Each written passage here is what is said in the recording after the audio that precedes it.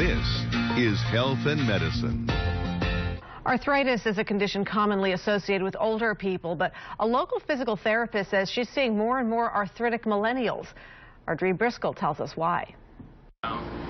29-year-old James Francisco has been playing sports his entire life, but an injury during college football practice was a game changer that left lasting effects. Anytime I played basketball, after I played, it would have a dull pain for about 2 hours, 3 hours after I played. If I ever sat in a car for a long time, 3 or 4 hours on a trip, when I got out the car, I would have to really stretch my knee out. Francisco went to see physical therapist Dr. Karena Wu, who diagnosed him with early onset arthritis. It's scary. It's scary. I mean, 29 years old, you don't ever think you're going to hear those kind of words in your 20s, you know what I mean? But it's eye-opening. Now Francisco is undergoing routine physical therapy sessions. Dr. Wu says Francisco's case is not isolated. She says she's seeing an increasing number of millennials with arthritis or joint inflammation at an early age. They are doing more intense activities.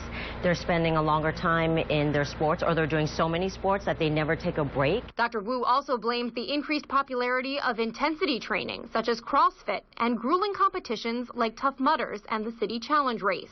Another factor, parents enrolling their children in competitive sports at a younger age. They're just getting a lot more use than we would have gotten when we were just growing up as a kid and playing in the backyard. Now they're actually training and competing. Dr. Wu recommends that active millennials take part in well-rounded workouts. Strength, endurance training, stability training, but you also have to incorporate flexibility training.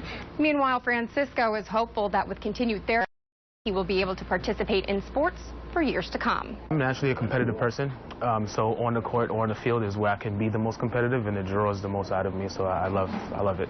In Midtown, Bree Driscoll,